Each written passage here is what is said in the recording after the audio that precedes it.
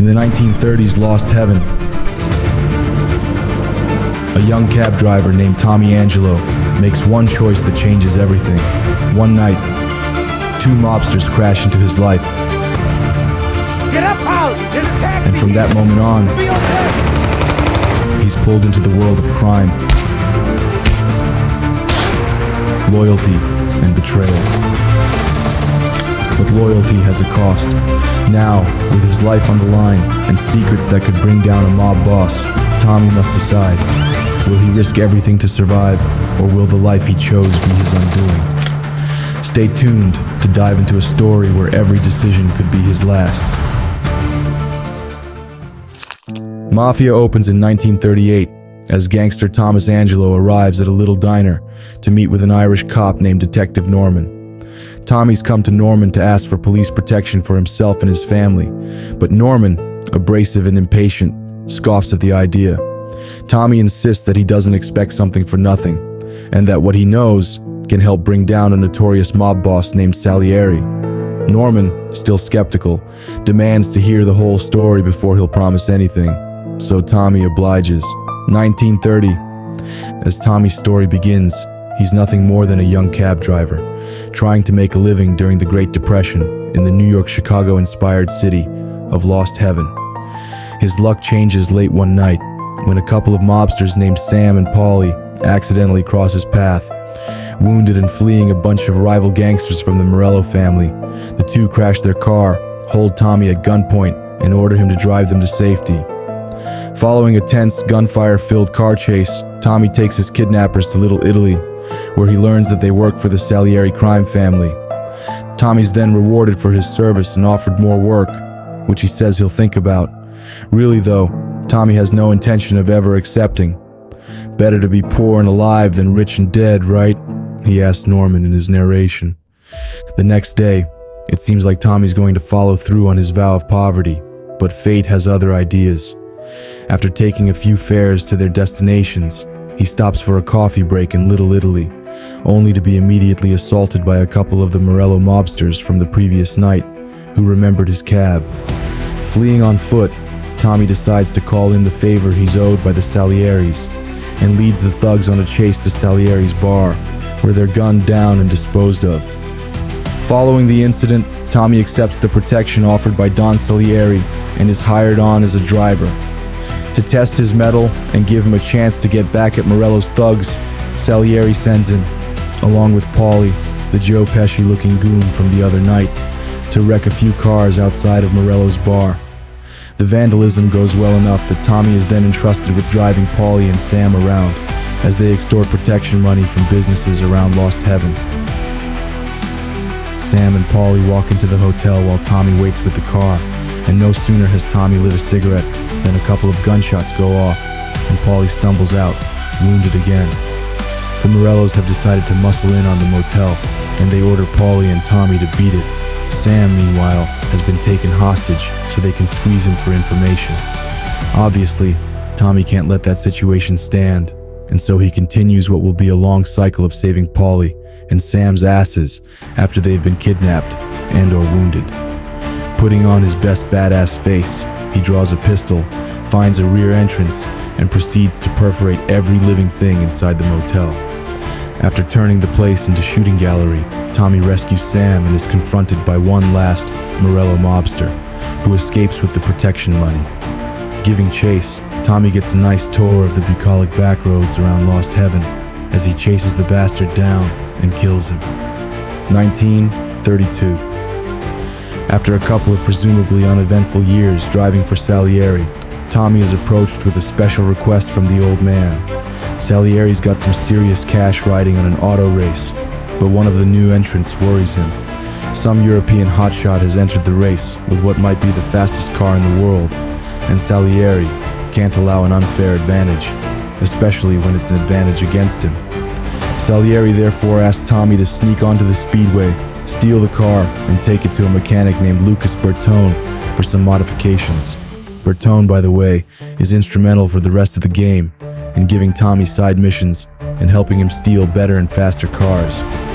The operation goes off without a hitch, but the next morning, Salieri's favorite driver shows up with a broken arm. It turns out the entire neighborhood was backing Salieri's driver as well, so in order to save face, Tommy is ordered to enter the race, which of course, he wins.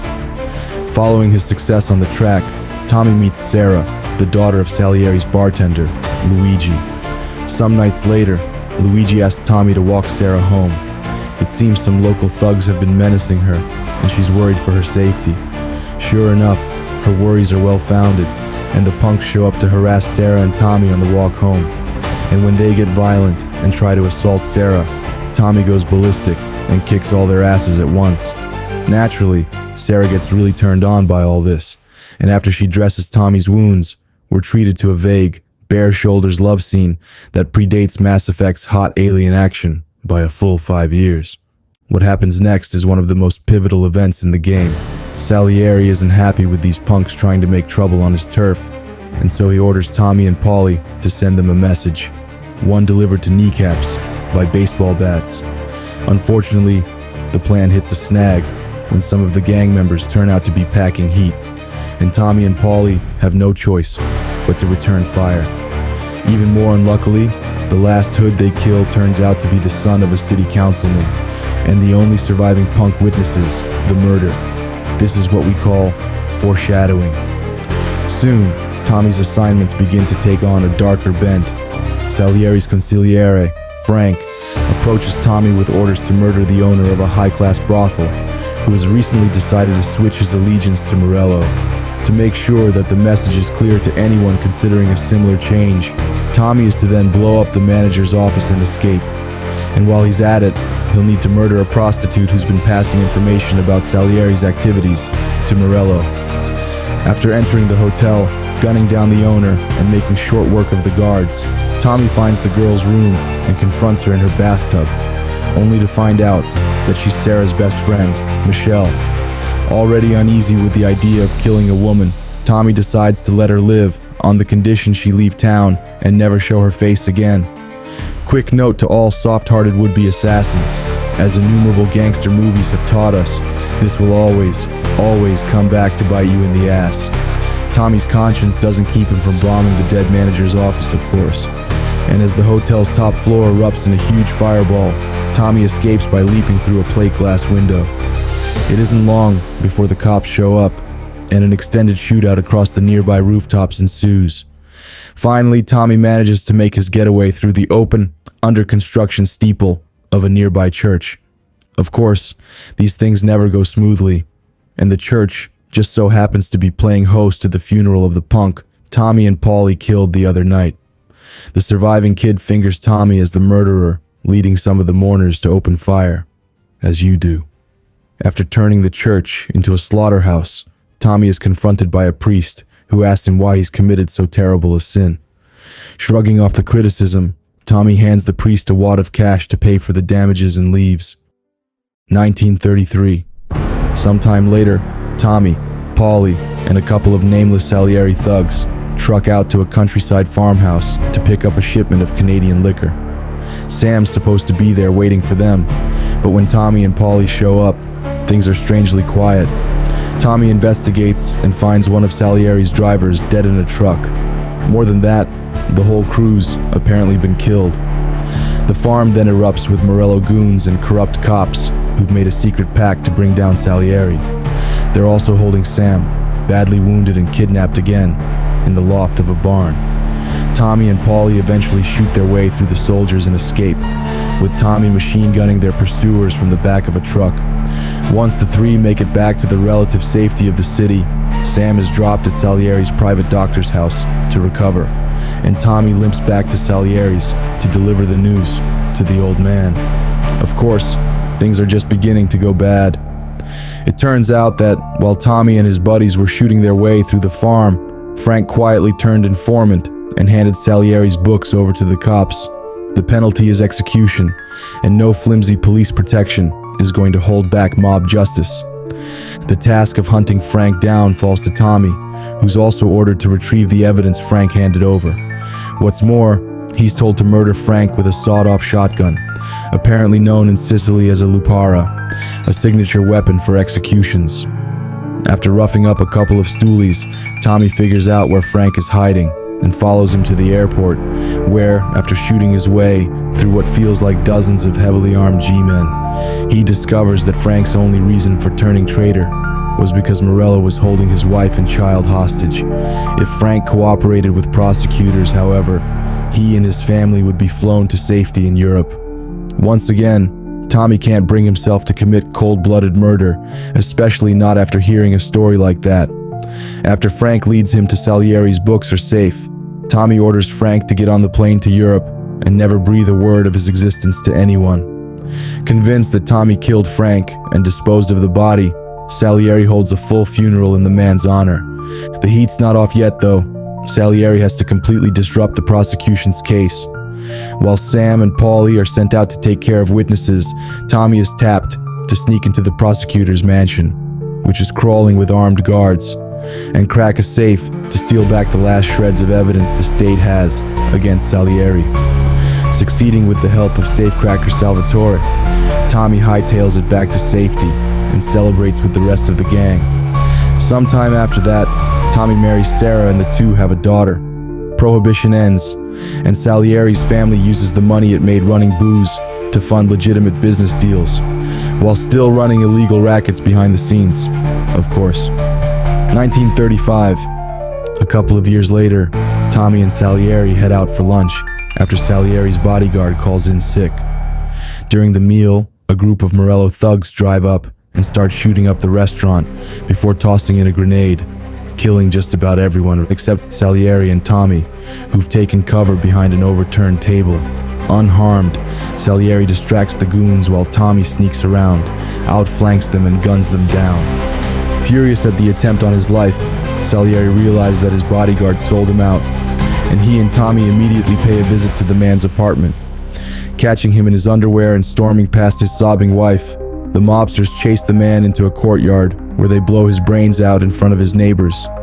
Being civic-minded people, some of those neighbors respond to the screams of murder by attacking, forcing Tommy to kill them as well.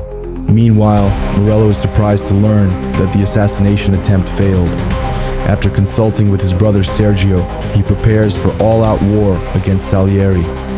Salieri and Tommy aren't resting either, and decide it's time to take the fight to Morello. First, though, they need to weaken him and draw him out, which they decide to do by taking out his strongest allies. First on the list is a certain pain-in-the-ass city councilman. You know, the one with the dead son. To kill him, Tommy has to infiltrate the man's birthday party, held on a steamboat anchored near the city's central island. Disguising himself as a crew member, Tommy sneaks aboard and finds a gun hidden in a restroom, which, in a twist that keeps it from being just another Godfather reference, has been fouled by a mess. He finds it in time for the councilman's speech, though, and as he finishes addressing his guests, Tommy walks up and executes him in front of the crowd. Chaos ensues, and Tommy escapes on a speedboat piloted by Paulie. The mob then turns its attention to Morello's brother Sergio, but a car bomb attempt ends with Sergio's mistress dead instead of him. A second attempt on Sergio's life is botched by a jammed gun, and a third ends with Salieri's hired hitmen turned to paste on a railroad track. After witnessing all three failures, Tommy takes it upon himself to chase Sergio down, ultimately killing the lucky bastard in a dramatic waterfront shootout. Finally, it's time to cap Morello himself. Tommy, Paulie, and Sam are sent to assassinate him while he takes in a show at the theater, but by the time the three arrive, Morello's already leaving. This is one of the few points in the game where things can develop differently, and the encounter either ends with Morello boarding a plane, which is then shot down by Tommy, or driving his car off a cliff, at which point it explodes.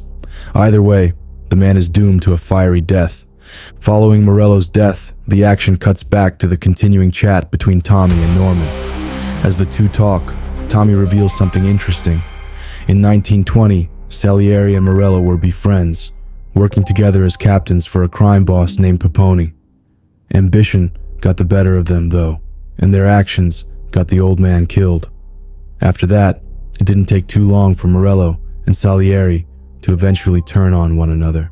When he learned this, Tommy says he realized that would be his likely fate as well, killed by his friends because someone got too greedy. 1938. With Lost Heaven's criminal operations under his near-complete control, Salieri hasn't become any less ambitious. A tough-on-crime politician who's secretly running brothels without kicking up anything to the Salieris has begun to irritate him, and so he orders Tommy to take care of the problem. Tommy's equipped with a scoped Mosin Nagant rifle for the job, and, after climbing to the top of a tower in an abandoned prison, Tommy draws a bead on the politician during a speech and dramatically murders him in front of a gathered crowd. Salieri learns about a shipping manifest from a local importer and suddenly develops a craving for some expensive cigars that are being shipped in. Ignoring their protestations that it's a small potatoes heist, Salieri orders Tommy, Sam, and Paulie to steal a truckload of the things. While the three drive to the shipping yards to steal the truck, Paulie floats the idea of knocking over a medium-sized, poorly guarded bank he knows about. But because an independent robbery is something the Don would likely kill them for, Sam and Tommy immediately refuse. But after the surprisingly dangerous caper nearly gets them killed, Paulie and Tommy investigate a smashed crate and find out that the cigars are actually smuggled diamonds. After Salieri fails to tell them about the real nature of the haul, or about the money he's going to get from selling them, Tommy decides to help Paulie out with the robbery. The way Paulie lays it out, the robbery is going to be one last big score that will enable Paulie and Tommy to take it easy. Paulie turns out to be exactly right. For once, the daring robbery goes off without a hitch, and the two make off with a huge fortune, stashing the money at Paulie's apartment and agreeing not to spend any of it for the time being, so as to keep anyone else from finding out. The next day, Tommy stops by Paulie's apartment and finds the door unlocked. Stepping inside, Tommy finds Paulie lying dead on the floor, his back riddled with gunshot wounds. The money's gone, and just then, the phone rings. It's Sam, and he sounds scared. He was hoping to warn Paulie, he says, but it looks like he called too late. Salieri's found out about the robbery and has marked both Paulie and Tommy for death. Sam offers to help Tommy escape and tells Tommy to meet him at the city gallery. When Tommy arrives, however, the whole thing turns out to be a massive double cross. Sam, the money, and some armed hitmen are waiting. Not only has Sam sold Tommy out, but he ratted out Paulie as well. And it wasn't just because of the bank job either. It turns out that Sam and the Don are well aware of Tommy's failure to kill Michelle and Frank, and after the robbery, they've decided that Tommy's nothing but a liability. As Sam's new friends move in to execute Tommy, he takes cover, and a shootout ensues, one that ends with everyone dead except Tommy and Sam. As the two trade shots, Tommy asks Sam how he found out about the people he's allowed to live. Sam replies that Michelle was stupid enough to come back to Lost Heaven. Remember what we said about Mercy biting mobsters in the ass? And as soon as the mob discovered her, Sam was dispatched to finish the job. And once Salieri realized that Tommy was an unreliable killer, it didn't take long for him to find Frank, either. During the shootout, Sam's gun jams at a critical moment. But, once again, Tommy can't bring himself to pull the trigger on a friend. Laughing at Tommy's weakness, Sam staggers away. But as he's escaping, Tommy has a change of heart and shoots him in the back. As Sam lies dying, he tells Tommy that Salieri's men found and executed Frank, and that one way or another, Tommy will suffer the same fate. Tommy then fills Sam full of lead and flees. Following Sam's death, Tommy takes Sarah and their daughter and flees to Europe, but he realizes that if Salieri could find Frank, he'll find them too. Tommy then decides to return stateside and testify against Salieri, at which point he meets up with Detective Norman and begins the conversation that the entire game has been part of. Thanks to Tommy's testimony, Salieri is sent to prison for life. Some of his men are handed death sentences, and the gang is completely dismantled. Tommy, Sarah, and their daughter are taken into the witness protection program and relocated to the West Coast, where Tommy gets a job working for a respectable company. Years later, in 1957, a much older Tommy is watering plants in his suburban front yard. A car pulls up and two men step out, addressing him as Mr. Angelo. When Tommy responds, their words, Mr. Salieri sends his regards. are immediately followed by a point-blank blast from a sawed-off shotgun. As Tommy lies dying, we hear his final thoughts, in which he once again muses that the simple ambition for a better life was his undoing, and the undoing of all his friends. The end. Empire Bay, 1943. Vittorio Vito Scaletta, a young man with dreams, debts, and a knack for trouble. A botched jewelry heist lands him a choice: prison or war. He chooses the battlefield, and it changes his life forever. But how did Vito's story begin? From his humble Sicilian roots to the gritty streets of Empire Bay, this is a tale of survival, betrayal, and the rise of a man entangled in the web of the Mafia. Stay tuned as we unravel Vito Scaletta's epic journey, from a street kid to a soldier, and beyond.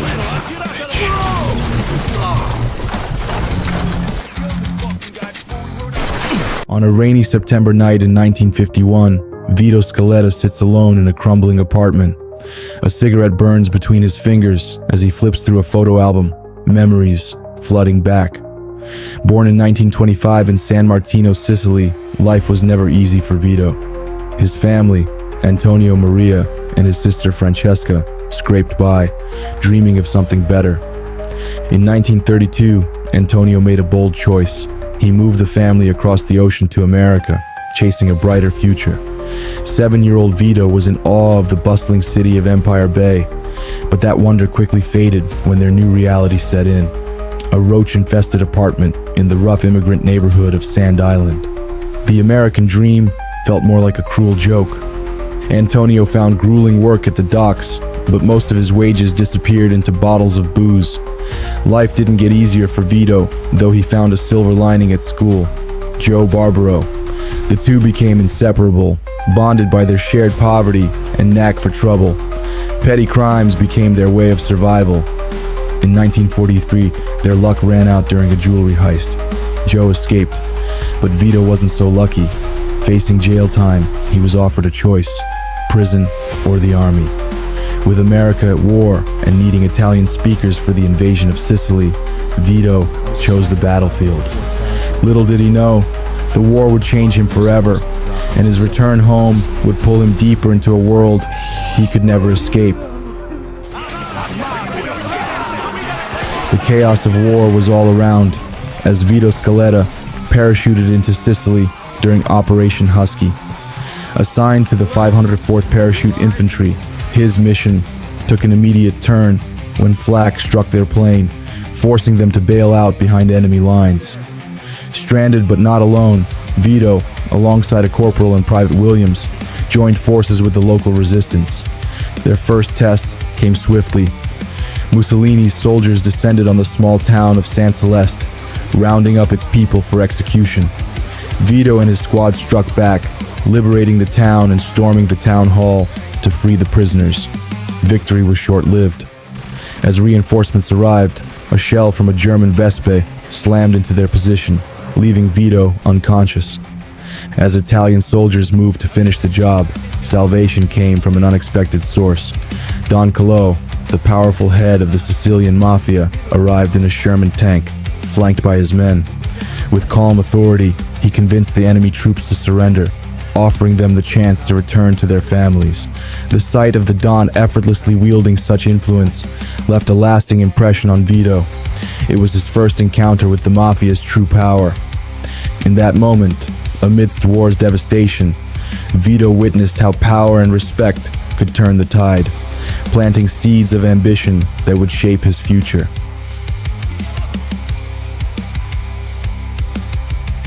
After 2 grueling years away, Vito Scaletta steps off a train in Empire Bay, home on a month-long leave after being injured in battle. The familiar face of his best friend, Joe Barbaro, greets him with a warm welcome. They reminisce on the drive to Freddy's bar, Vito recounting his time in Sicily, a medal from General Patton, and the surreal influence of Don Calo.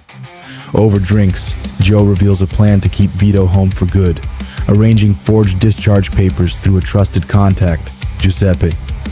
Later that evening, Vito returns to his family's modest apartment in Little Italy. His mother and sister, Frankie, greet him with tearful hugs and a warm meal. The next morning, the harsh realities of life come crashing in. Francesca reveals that their father left the family in debt to a ruthless loan shark. Determined to help, Vito promises to take care of it. Joe introduces Vito to a life of crime. Giuseppe teaches him to pick locks, and soon, Vito is stealing cars and meeting key figures like Mike Brewski, who buys stolen vehicles. Despite Vito's unease with the danger, he realizes there's no other way to make quick money and promises himself he'll take control of his future.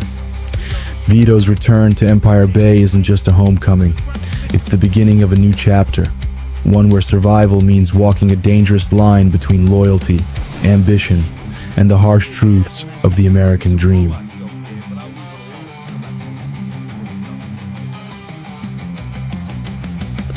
At his mother's urging, Vito Scaletta visits Derek Papalardo at the Southport docks to seek honest work.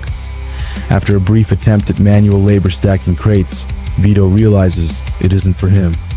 When Derek learns of Vito's connection to Joe Barbaro, he tests his loyalty by having him collect a barber's fee from dock workers. The shakedown earns Vito an easy $100 and solidifies Derek's trust. Later at Freddy's bar, Joe introduces Vito to Henry Tomasino, a seasoned wise guy with a lucrative offer. The job: steal valuable gas stamps from the Office of Price Administration. Henry emphasizes the need for stealth. Any violence would cost Vito a significant cut. With the help of Maria Agnello, who provides details in exchange for a ride, Vito successfully pulls off the heist. However, there's a catch. The stamps expire the next day. Forced to hustle, Vito spends the night racing across Empire Bay, selling the stamps to gas stations before the deadline.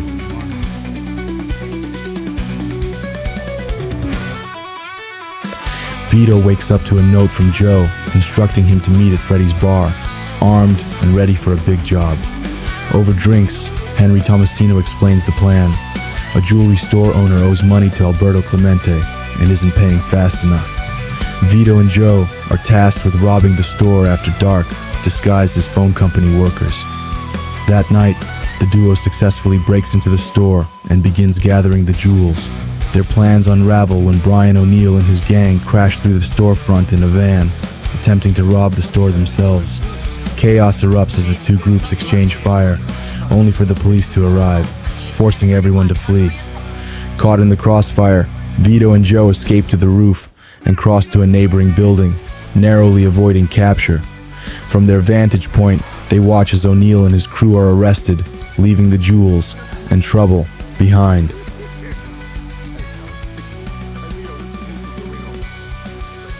At Freddy's bar, Vito meets Luca Guarino, who praises his previous work and offers a chance to advance in the Clemente crime family. The catch? Vito and Joe must pay a $5,000 initiation fee and prove their loyalty by eliminating Sidney Penn, a former associate who defied the family. Henry Tomasino lays out the plan: ambush Penn at his distillery using an MG-42. Vito picks up the weapon from Harry Marsden, a fellow World War II veteran, sharing war stories before heading to Sand Island. The ambush begins, but while Penn's men are gunned down, Penn escapes into the distillery. Vito, Joe, and Henry pursue him, fighting through the building until they corner Penn. Despite his pleas, they finish him off, but not before Henry is gravely wounded. As the distillery burns and police close in, Vito drives Henry to a mob doctor, El Greco, for emergency care. Grateful for Vito's help, Henry pays him $2,000. With his share, Vito finally clears his family's debt, reassuring his sister Francesca that everything is under control. Arrest and imprisonment. Leaving Joe's apartment, Vito Scaletta is arrested for distributing illegal gas stamps after being betrayed by a gas station attendant. Despite Clemente funding a lawyer, it's clear the lawyer's priority is ensuring Vito doesn't implicate the family. Convicted, Vito is sentenced to 10 years at Hartman Federal Penitentiary, life in prison. Arriving at Hartman on May 18, 1945, Vito is introduced to the brutal regime under Captain Terrence Stone. The reality of prison life hits hard, with inmates jeering and guards asserting dominance. After a scuffle with rival Brian O'Neill, Vito gains the attention of Leo Galante, a powerful inmate connected to the Mafia. Leo offers Vito protection in exchange for becoming a sparring partner and enforcer. Vito adapts to the harsh prison life through Leo's guidance. He trains as a fighter, learns Mafia operations, and proves his strength by settling scores with the Irish inmates, culminating in a bloody confrontation with O'Neill. Despite the hardship, including the death of his mother, Vito survives by growing stronger and forging alliances.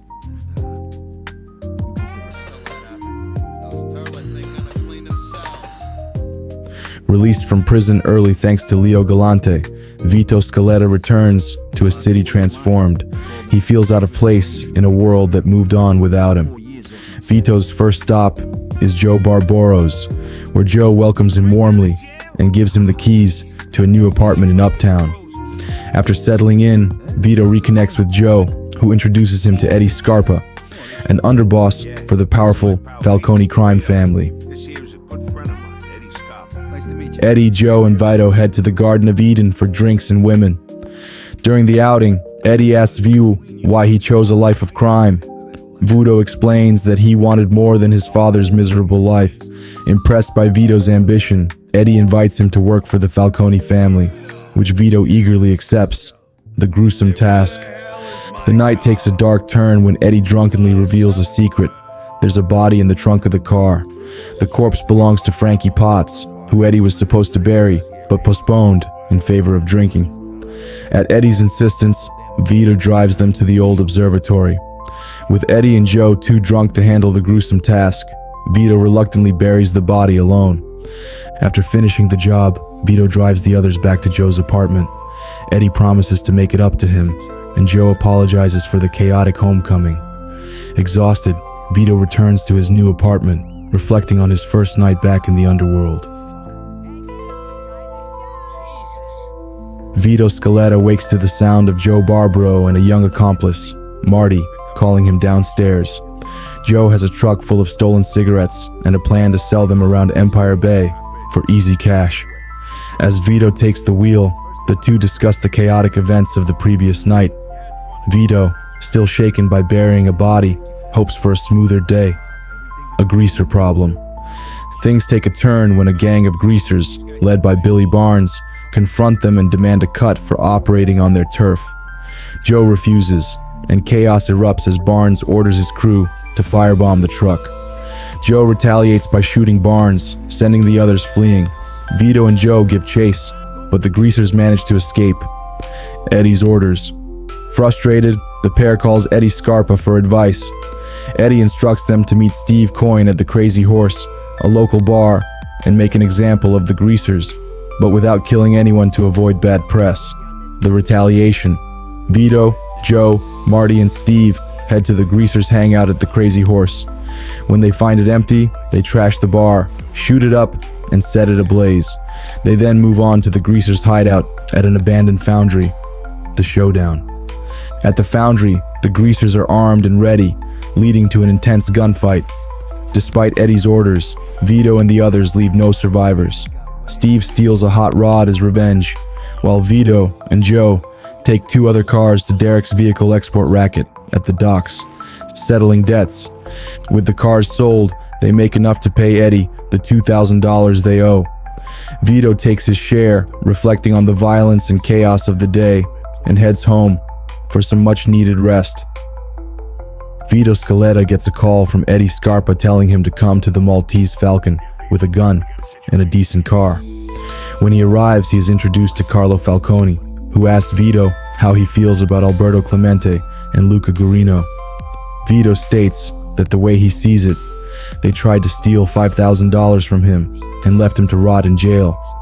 Falcone goes on to say that it looks like they're about to make a move on him, so he's going to do something first.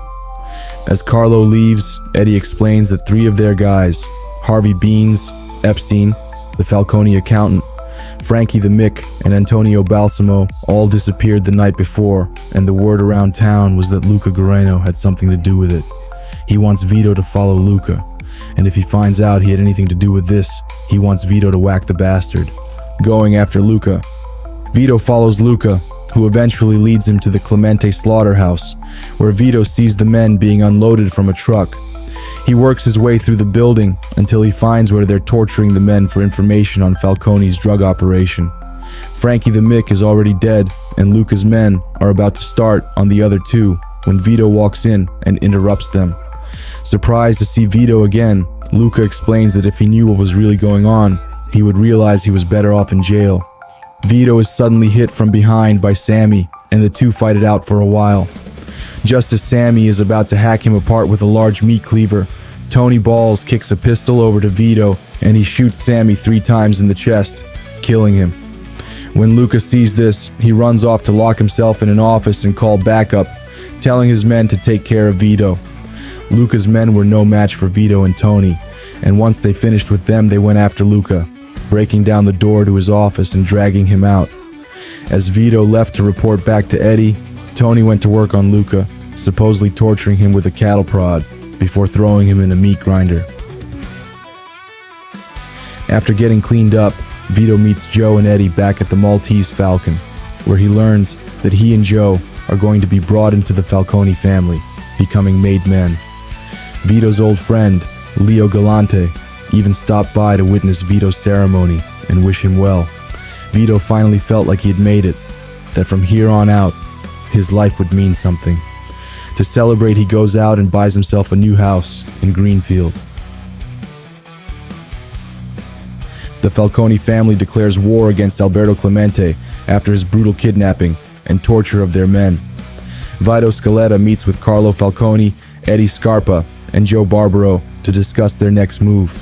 Clemente is holding a meeting at the Empire Arms Hotel that afternoon, providing the perfect opportunity to eliminate him and his top associates. Joe unveils a small bomb meant to ensure precision, though it only deepens Vito's apprehension about the mission. Reluctant rolls. As they prepare, Vito notices Marty, a young and inexperienced driver, tagging along. Joe insists Marty's driving skills make him perfect for the job, though Vito remains uneasy about involving the eager rookie. During the ride to the hotel, Marty's excitement and relentless questions only add to Vito's concerns, especially when Joe accidentally reveals they're carrying explosives. The setup. Disguised as hotel maintenance staff, Vito and Joe make their way to the conference room on the 18th floor.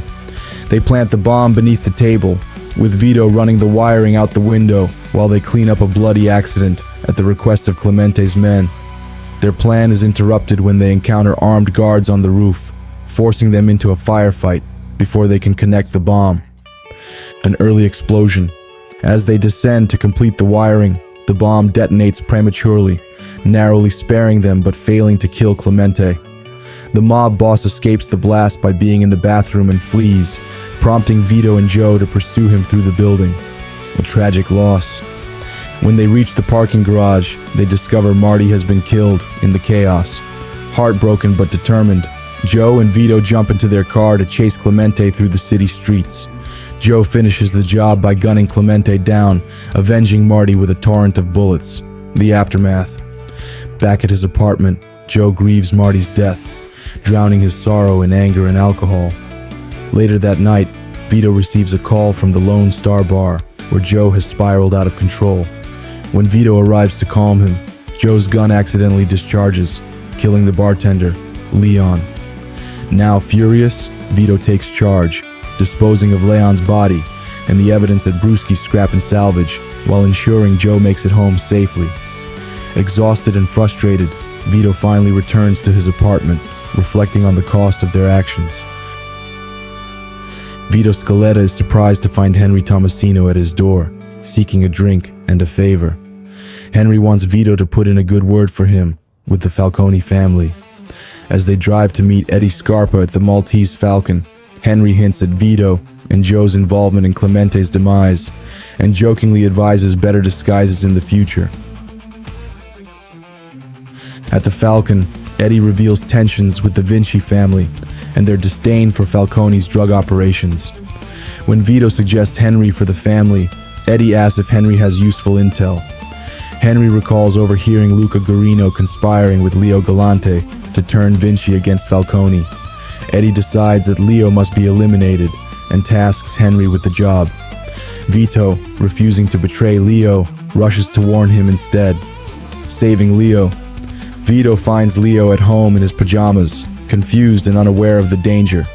With urgency, Vito gets Leo out and drives him to the train station.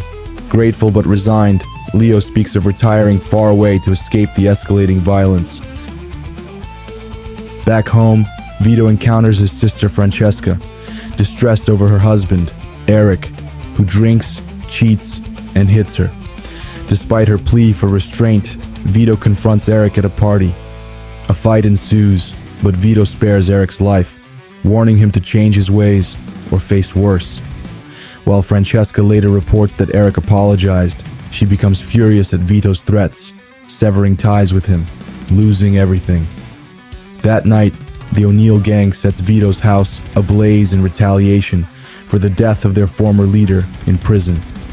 Barely escaping with his life, Vito flees to Joe Barbaro's apartment. Joe quickly organizes payback, leading the pair to the gang's hideout at the Hill of Tara. They wipe out the gang, but Mickey Desmond, their new leader, escapes. After a tense chase, Vito and Joe finish the job, starting over. Left with nothing, Vito seeks refuge with Joe, who offers him Marty's old apartment. The dilapidated space leaves Vito despondent, realizing how far he's fallen. Despite Joe's reassurances about rebuilding, Vito can't shake the weight of his losses. Henry Tomasino invites Vito Scaletta to Lincoln Park to discuss a high-stakes business opportunity. Henry reveals that Carlo Falcone had Clemente killed to dominate Empire Bay's drug trade. With Frank Vinci as Carlo's next target, Henry sees an opening for them to make money by entering the heroin trade. A kilo costs $3,500, with a potential profit of $7,500 per kilo if sold directly to suppliers. Henry proposed buying 10 kilos for $35,000, promising a lucrative $75,000 payday. Vito hesitates, wary of the risks, but Henry and Joe persuade him to join the deal. Securing the money, the trio approaches Bruno Levine, a notorious loan shark with ties to the commission, to borrow the $35,000. Bruno deems the loan high risk and demands an additional $20,000 in repayment by Friday, with a penalty of $10,000 per week for late payment. Despite the steep terms, Henry agrees, and the three secure the money. They head to the Sea Gift fishing cowers in Chinatown, where Jae-Yun Wong of the Triads supplies the heroin. The deal proceeds without issue until they're confronted by a group of men posing as police officers. Henry sees through their ruse, and a violent gunfight ensues, leaving the imposters dead. As they leave the warehouse, they're ambushed again, resulting in a high-speed chase through Empire Bay. After shaking off their pursuers, they safely transport the heroin to Evergreen Street in Hunters Point. Profitable sales. The trio spends the afternoon selling the heroin across Empire Bay, raking in profits. Buoyed by their success, they decide to cap off the day with a night of celebration, momentarily basking in the promise of wealth. Vito Scaletta and Joe Barbaro receive an urgent call from Henry Tomasino, who reveals that Carlo Falcone has discovered their drug operation and is demanding a $60,000 cut. This demand leaves them far short of the money needed to repay Bruno. Henry arranges to meet them in Lincoln Park to discuss their next steps. When Vito and Joe arrive, they are horrified to find the Empire Bay Triads butchering Henry with meat cleavers. Though they manage to kill his attackers in a furious gunfight, Henry succumbs to his gruesome injuries. Adding to the chaos, the money Henry was carrying is missing, and they spot Jae-Yun Wong fleeing the scene. A vengeful assault. Vito and Joe follow Wong to the Red Dragon restaurant in Chinatown, seeking answers and vengeance. Storming the establishment, they gun down everyone in their path, fighting through waves of resistance until they corner Wong in his office. Under interrogation, Wong drops a shocking claim. Henry was allegedly a federal informant, working with the Bureau of Narcotics and leaking information about their drug deal. He denies involvement with the fake cops at the warehouse and refuses to disclose the money's whereabouts, saying it would mean his death regardless. Joe, consumed by rage, shoots Wong before Vito can get more answers, leaving them in an even worse predicament, fleeing the scene. With Wong dead, Vito and Joe escape the now police-infested Chinatown.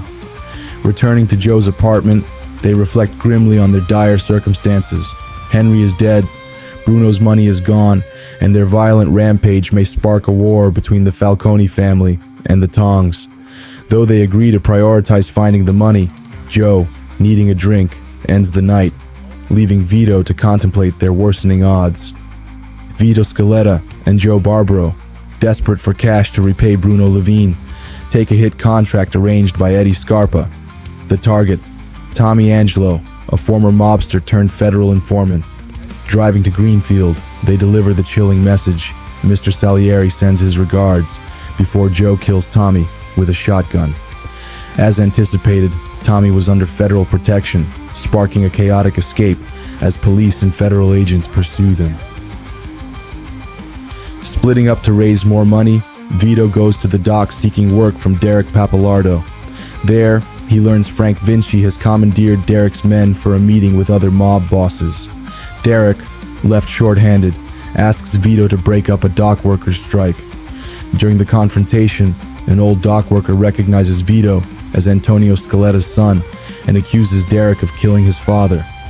Tension escalates until Derek's right-hand man, Steve Coyne, confesses to drowning Antonio on Derek's orders. Enraged, Vito kills Derek, Steve, and their guards. In Derek's office, Vito finds a stash of cash, which he takes, while the dock workers vow to keep his name out of the incident. Trouble brewing. Returning to the search for Joe, Vito visits Eddie, who questions him about Henry Tomasino's drug deal and massacre in Chinatown. Eddie explains that Carlo Falcone allowed Henry to pay a fine for dealing drugs, but that the Tongs double-crossed and killed him. The resulting violence has the triads threatening Frank Vinci, setting the stage for a full-scale mob war. Vito denies any involvement, keeping Eddie in the dark. Vito learns from Giuseppe that Vinci's men have taken Joe to meet Frank Vinci. Tracking them to the Mona Lisa bar, Vito is ambushed, knocked unconscious, and brought to the Midtown construction site. There, Vinci interrogates a beaten Joe and Vito, demanding answers about the triad conflict. The two refuse to talk, seizing an opportunity to escape. In a daring fight, they overpower Vinci's men and flee the site, settling debts. With Joe injured, Vito takes him to El Greco for medical help. Leaving Joe in his care, Vito heads to Bruno Levine's office to repay the loan. Bruno expresses surprise that Vito managed to gather the money, given Henry's death and the chaos that followed. Before Vito leaves, Bruno reveals he was the one who lent money to Vito's father, eventually forcing his mother and sister to pay it back, a bitter reminder of the Scaletta family's struggles. In the stillness of his apartment, Vito Scaletta sifts through old photo albums, haunted by the weight of his choices. Dreams of wealth, respect, and freedom had long since turned to nightmares of betrayal, bloodshed, and fear. The recent chaos, the betrayal, the murders, the looming threats from Falcone, Vinci, and the Chinese left Vito with a grim certainty. The endgame was near. Leo's grim ultimatum. The next morning, Vito is summoned to meet Carlo Falcone. Before he can leave, Leo Galante and Mr. Chu confront him. Leo, furious over the bloodbath involving the triads and Vinci's men, declares that Vito's actions have put everyone, including himself, in peril.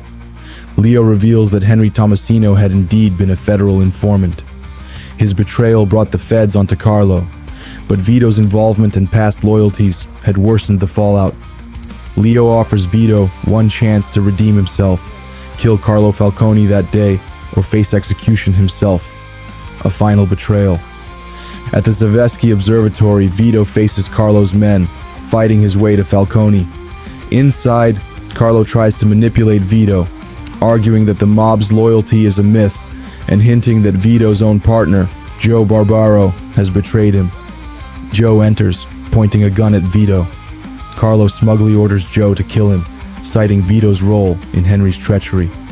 For a tense moment, it seems Carlo's words are true, but Joe finally sides with Vito, turning on Carlo. Together, they gun down Falcone and his men. Wounded and defeated, Carlo taunts Vito one last time, claiming he was always a pawn. Vito responds with cold finality, shooting Carlo dead, parting ways. As they leave the observatory, Joe explains that Carlo had offered him power and a crew in exchange for Vito's life, but loyalty won out. When Vito asks why, Joe quips that Vito still owes him $5. Outside, Leo and Vinci's men await them. Joe is taken aback, but Vito reassures him everything will be fine. Leo confirms Carlo is dead and celebrates the end of Falcone's reign. As Leo and Vito drive off, Joe is led to another car, heading in a separate direction. On the ride, Vito realizes the truth. Joe was not part of Leo's deal. Though Leo congratulates Vito for doing what was necessary, the loss of his closest friend leaves Vito staring out at Empire Bay, knowing his life will never be the same. Family and who you're born with is who you die for. Boys like Lincoln, ones who've been abandoned, they're always looking for a home. He served his country with honor and distinction. When he returned from the war, Lincoln ended back up over at Sammy's.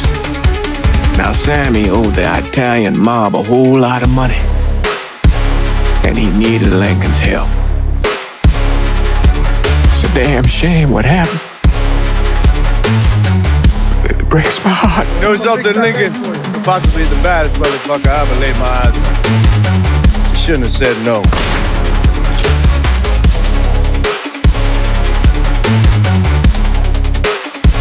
I know what Sal did to you, Lincoln, but nothing you do will bring any of them back. Sal Marcano deserves to die. I won't argue otherwise. Kill him. But let that be the end of it. That's not enough! It's enough if you say it's enough. This isn't about bringing them back, or even exacting some street justice. It's about making that bastard feel what it's like to lose everything. Watch as I take it all away from him. It was February 27th, 1968, Mardi Gras. The streets of New Bordeaux were alive with music and masks, but Lincoln Clay and Georgie Marcano had no time for celebration. In the shadowy expanse of Bayou Phantom, they finalized their bold plan to rob the Federal Reserve. Driving an armored truck toward their target, Georgie asked Lincoln about Vietnam. Lincoln's response was chilling. He recounted a woman who, during an evacuation, sacrificed her own baby by tossing it into the water, choosing instead to save a pig. Her reasoning? She could always have another baby. As the reserve loomed ahead, Georgie warned Lincoln to leave his gun behind to avoid suspicion. He apologized in advance for the racial slurs the guards might hurl, assurances that did little to ease Lincoln's growing tension. Inside, they posed as members of a burn crew, tasked with disposing of old bills. The job began smoothly. Forged IDs accepted, $238,546 in tow. But tension simmered beneath the surface. In the burn room, things took a violent turn. With guards neutralized and the vault unlocked, they began bagging cash, until an alarm shattered their fragile advantage. The Federal Reserve erupted into chaos, leaving them to fend off guards while waiting for their backup to break through from below. A week earlier, on February 20th, Lincoln returned home from Vietnam. The air was heavy with emotion as his foster brother, Ellis Robinson, greeted him warmly. As they drove through New Bordeaux, Ellis shared plans to expand his drug dealings into heroin, despite their father Sammy's disapproval. Ellis saw opportunity, but Lincoln was hesitant, yearning for a quieter life. At Sammy's bar, the mood was celebratory. Sammy welcomed his adopted son with pride, and Father James, a mentor and fellow veteran, shared wisdom about the struggles soldiers face upon returning home. That night, Lincoln's exhaustion found him sleeping in the basement, amusing Ellis with his unceremonious habits. The next morning, however, brought trouble. Lincoln awoke to Sammy and Ellis embroiled in a heated argument over money. When Ellis stormed out, Sammy admitted they were in conflict with the Haitian mob, but withheld the details. Duty called Lincoln to Father James's soup kitchen, but his plans for a fresh start in California were already in jeopardy. The weight of loyalty and unresolved tensions tethered him to the streets of New Bordeaux, drawing him into a storm he couldn't yet foresee. February 21st, 1968, 6 days before Mardi Gras. At the Warm Hearts neighborhood kitchen, Lincoln Clay served gumbo with a practiced smile, chatting with the locals. But the warmth of the moment was shattered when gunfire erupted. The Haitian mob stormed in, bullets flying. Lincoln's instincts kicked in, and within moments, the kitchen was quiet again, but stained with violence. Returning home, Lincoln demanded answers from Sammy. The truth was grim. For months, the Haitians had been bleeding Delray Hollow dry, targeting their lottery racket. The losses left Sammy's gang behind on payments to Sal Marcano, a dangerous position to be in. Sammy decided it was time to strike back. He tasked Lincoln and Ellis with taking out the Haitians at their camp in the bayou, warning them to keep the violence far from home. Lincoln moved through the camp with the precision of a soldier, eliminating resistance until he reached Baca, the Haitian leader. After a tense confrontation, Lincoln killed him, ending his threat, but the aftermath was far more haunting. A battered woman emerged, screaming at Baca's corpse. She had suffered unspeakably under his control, and despite Lincoln's assurances that it was over, she fled with a grim warning, "It's never over." On the way back, Ellis confided fears about their father. He worried Sammy was losing his grip, leaving them unprepared for the day they'd have to take over. Lincoln dismissed the thought, insisting they had time. But back at the bar, Sammy expressed his own fears. He admitted to watching the news during the war, dreading the day Lincoln's name might appear on the list of the dead. Though Lincoln downplayed it, Sammy's words carried weight. Luck doesn't last forever. To steady the situation with Marcano, Sammy sent Lincoln to meet Sal at the country club. Sal had other plans. Impressed by Lincoln's handling of the Haitians, Sal proposed a change in leadership. He wanted Lincoln to take over Delray Hollow, bypassing both Sammy and Ellis. Shocked, Lincoln declined out of loyalty to Sammy, earning Sal's respect. Still, Sal pressed forward with plans for the Federal Reserve heist, offering Lincoln a way to secure his family's future. As Father James would later reflect, Lincoln didn't yet grasp the cycle he was trapped in. In their world, problems never truly ended, they only shifted. That was how Lincoln found himself working for Marcano. February 27, 1968, U.S. Federal Reserve. Lincoln and Georgie are holding off guards in the Federal Reserve Vault, waiting for Danny and Ellis to break through the floor from below. But things get messy when Danny uses dynamite to widen the hole. Instead of just a gap, the entire vault collapses into the canal below, trapping Danny's leg under rubble. The day before Mardi Gras, February 26, 1968. Thomas Burke, Danny's father, planned this heist hoping to win back his neighborhood, Point Verdun, from crime boss Sal Marcano.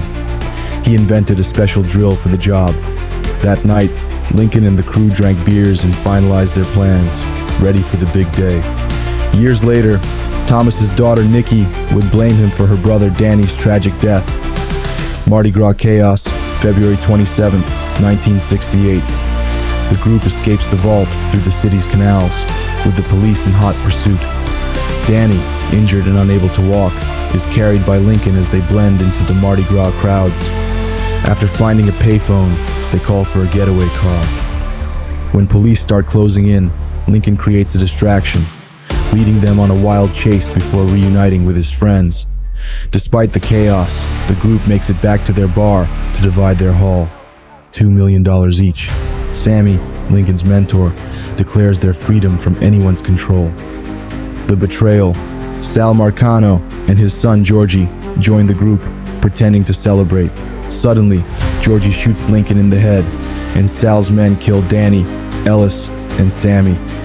Before leaving, they set the bar on fire, leaving Lincoln for dead. Father James finds Lincoln barely alive and saves him. In his final moments of consciousness, Lincoln tells James to call John Donovan, a CIA operative, an old friend. Recovery and resolve. Lincoln spends months recovering as the nation faces major events. Martin Luther King Jr.'s assassination sparks riots, and Robert Kennedy is killed. Meanwhile, Donovan investigates Sal Marcano's crime empire. When Lincoln regains strength, Father James pleads with him to let go of vengeance. But Lincoln is determined.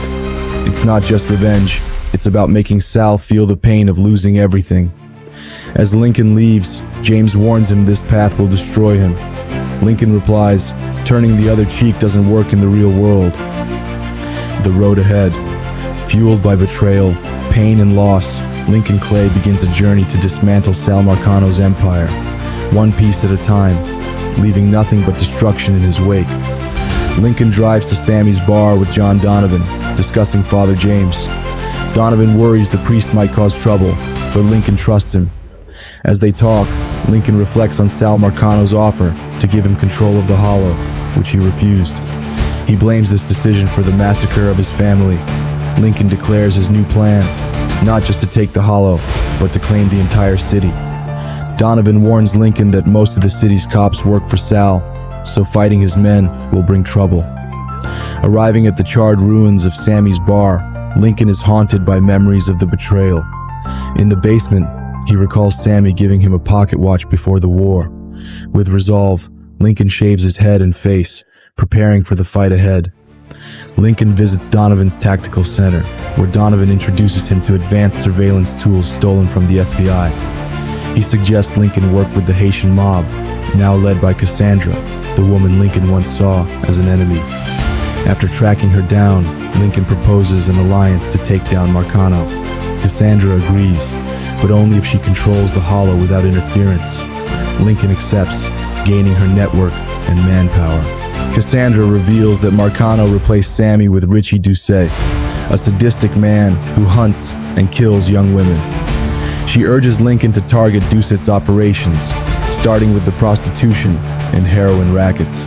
Lincoln learns from The Voice, a Haitian informant, that Merle Jackson runs a brothel in Sammy's old club, Perla's. Merle forces black women to serve white clients. Lincoln takes down Merle's enforcers and frees the women, eventually killing Merle and handing Perla's over to Cassandra. Donovan briefs Lincoln on Charlie Kincaid, who runs a heroin ring out of a church. Lincoln dismantles the operation, eliminating enforcers and pressuring Charlie. Knowing Charlie has a baby on the way, Lincoln convinces him to flip and work for their cause. Cassandra takes over the heroin racket. With Marcano's Dixie Mafia weakened, Lincoln hunts down Richie Doucet. After killing Doucet, Lincoln displays his body on a Ferris wheel as a warning. When Cassandra questions his brutality, Lincoln defends his actions, saying Doucet deserved it for killing Sammy and Ellis. Cassandra warns Lincoln that vengeance is a dangerous path, but their alliance holds. Donovan introduces Lincoln to other potential allies: Thomas Burke, an Irishman with a grudge against Marcano, and Vito Scaletta, a former mobster betrayed by Marcano. Lincoln prepares to bring them into his growing operation, intent on building an army strong enough to take down Sal Marcano and his empire. Lincoln's war against Marcano has begun. With Cassandra's resources and new allies on the horizon, he's determined to take back New Bordeaux, district by district, and destroy the man who took everything from him. Lincoln finds Vito at Benny's Ristorante, where Sal Marcano's men are beating him. After saving Vito, the two strike a deal to work together against Marcano. Lincoln promises to help Vito regain control of his territory in River Row. Lincoln meets Connie DeMarco, who tells him about Roy Thibodeau's contraband racket. By dismantling it, Lincoln gets Roy's attention and disrupts his supply chain. Jock Blanchard informs Lincoln about Andy Toretto's union extortion scheme, where workers are squeezed for dues or denied permits. Lincoln targets the operation, weakening Marcano's influence. Lincoln teams up with Vito to capture Michael Greco, a Marcano lieutenant hiding in River Row. After a chaotic chase, they capture Greco and bring him back to Vito's hideout. Under interrogation, Greco reveals Sal's plan to legalize gambling in New Bordeaux with a casino project. Sal had feared Vito might leak the plan to the commission. Once Greco spills everything, Vito disposes of him using a chum grinder, regaining control of River Row. Lincoln reminds Vito of their deal and checks in with Alma Diaz, Vito's associate, to assist with supplying contraband rackets. Lincoln calls a meeting with his new underbosses, Cassandra, Vito, and Burke at the Eaglehurst plantation. The meeting starts with arguments and distrust among the group, but Lincoln shuts them down. He declares that trust doesn't matter. Cooperation is essential to take down Marcano. Lincoln outlines his plan: dismantle Marcano's empire from the bottom up. They'll first eliminate lieutenants and take their territories, then move on to capos, and finally, Marcano himself. Killing Marcano alone won't be enough. The entire foundation must crumble. He also reveals Sal's casino project in North Lake. All of Marcano's money is tied up in the casino, and it's more than just a business, it's an emotional attachment. Lincoln plans to exploit this weakness to bring Marcano down. After the meeting, Lincoln discusses next steps with Donovan. Lincoln praises the photos Donovan provided, but requests more actionable intelligence on Marcano's lieutenants and their operations. Donovan promises to deliver, revealing he's recruited locals eager to share what they know about the Marcano crime family. With his team in place and a clear strategy, Lincoln sets his sights on dismantling Marcano's empire piece by piece. The battle for New Bordeaux has just begun. Lincoln teams up with Gina Kowalski, a skilled car thief who wants to take down Jack Jr. Holland, the man behind the auto theft racket in Tickfaw. Gina reveals that wrecking Holland's operations will stop his payments to Frank Pagani, weakening Marcano's hold on the area. At Port Bourbon, Lincoln meets Pablo Duarte, who shares intel about Frank Pagani's smuggling network. Pagani relies on airdrops and the Holland brothers, shipping and freight yard run by Pops Holland. With River Row under Lincoln's control, Pagani's operations are vulnerable.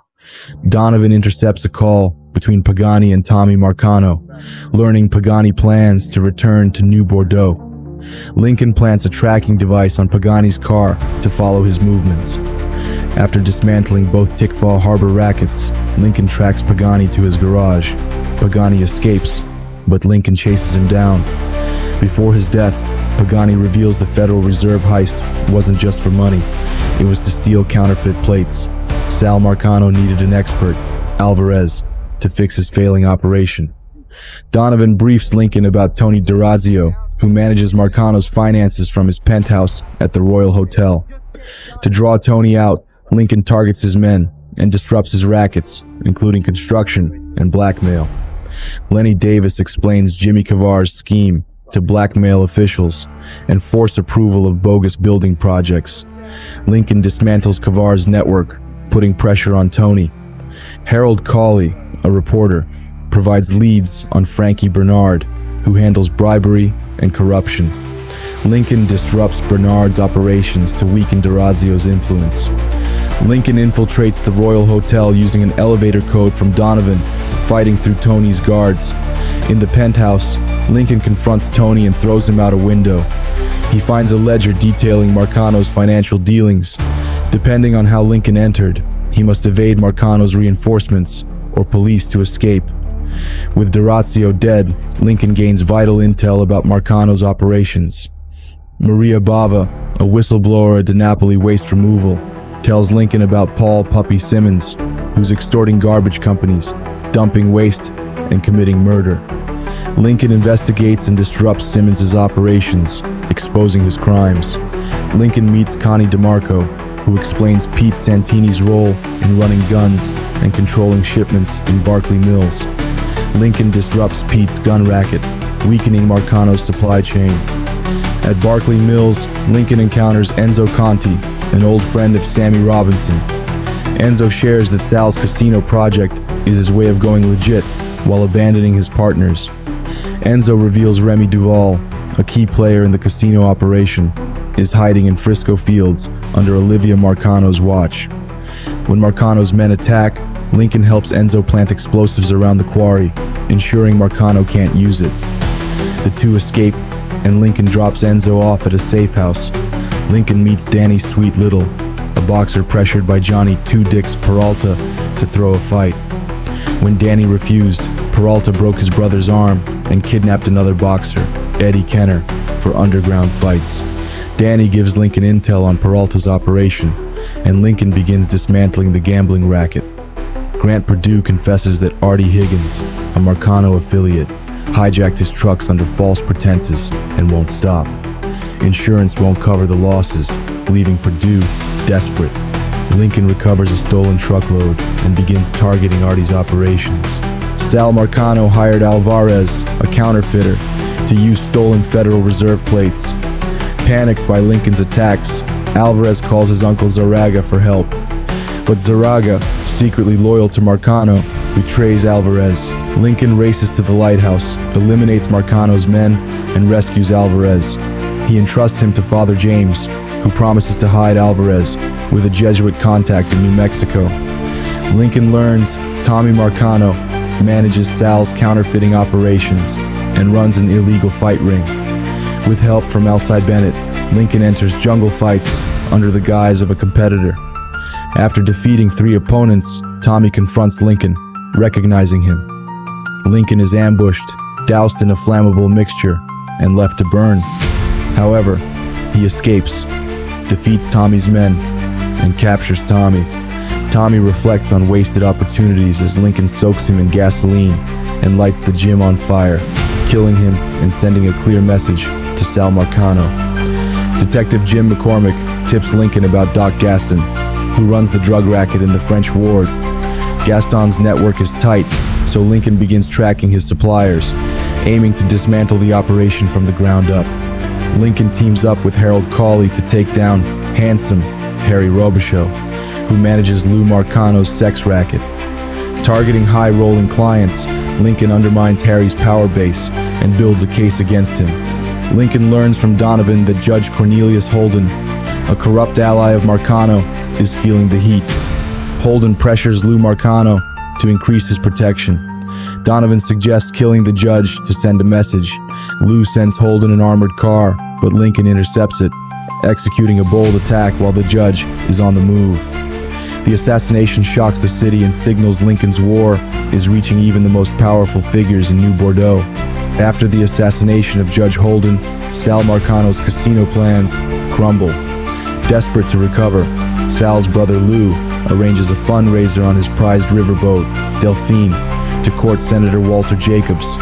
Lou intends to bribe Jacobs with money and scandal to secure support for legalizing gambling. Lincoln learns of the event and orchestrates an explosive ambush along the riverboat's route. The explosion stops the Delphine, allowing Lincoln to infiltrate the chaos. Lou, paranoid and ruthless, orders his men to contain the intruder while keeping the senator and himself on board, even killing the ship's captain to maintain control. Lincoln battles through Lou's guards and confronts him on the upper deck. Lou, in a panic, grabs Jacobs as a hostage, but an explosion rocks the ship, killing the senator and throwing both Lou and Lincoln into the bayou. Lincoln hunts Lou through the swamp, eventually capturing him. Lou offers bribes, but Lincoln has other plans. He leaves Lou's gutted corpse hanging in Jackson Memorial Park as a gruesome message to Sal. Lincoln partners with Jackie Grimaldi to uncover the operations of the Southern Union, a secretive group financing Marcano's interests. Chester Moreau, a key figure, profits heavily from this racket. Lincoln devises a plan to draw out the organization and begins dismantling their influence in Frisco Fields. Bear Donnelly informs Lincoln about Olivia Marcano's drug empire. Olivia employs top chemists, including Bobby Bastion, to mass-produce PCP, even using taxis for distribution.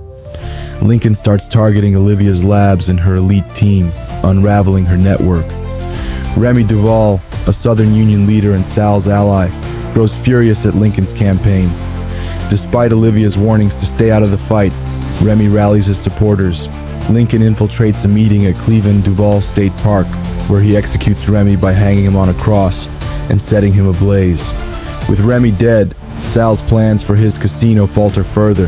The land the casino is being built on passes to Remy's nephew, Stephen DeGarmo, leaving Sal scrambling for solutions. Olivia devises a plan to secure the casino land by negotiating with DeGarmo, planning to kill him after the deal. Lincoln, with Donovan's help, infiltrates Remy's wake disguised as a waiter. He spikes the wine with LSD, creating chaos among the guests and guards. Lincoln confronts Olivia in her private lounge, where she reminisces about her life of wealth and crime. After incapacitating her, Lincoln forces her to reveal DeGarmo's location. He spares Olivia, deeming her unworthy of death, and sets off to rescue DeGarmo. Lincoln finds DeGarmo in a waterfront building under torture by Marcano's men. After taking them out, Lincoln rescues DeGarmo and escapes. Donovan helps DeGarmo flee the city, thwarting Sal's last-ditch effort to save his casino. Lincoln meets Donovan at his motel to discuss the Marcano family's next move. Sal Marcano, now desperate and out of options, plans to make his last stand at the Paradiso Hotel and Casino with his son Georgie and their remaining men. Sal knows the city has turned against him, and his survival depends on taking down Lincoln. Donovan, preparing to vanish without a trace, thanks Lincoln for the partnership and urges him to visit once the mission is done. Lincoln fights through waves of enemies at the casino before confronting Georgie. He expresses the bitterness of betrayal, recalling how he once considered Georgie a friend.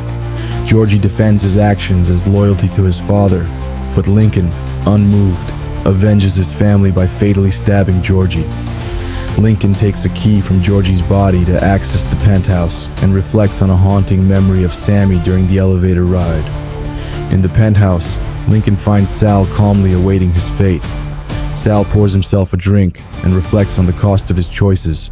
He admits he never wanted to bury his son, but acknowledges the bloody path that brought him to this moment. He sees Lincoln as a kindred spirit, wired for violence, and resigns himself to death. Depending on Lincoln's choice, Sal either dies by Lincoln's hand or takes his own life. After leaving the casino, Lincoln is approached by Leo Galante, a high-ranking member of the mob's commission.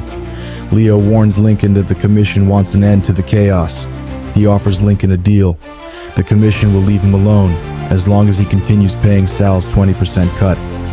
Lincoln agrees, knowing the alternative would bring war.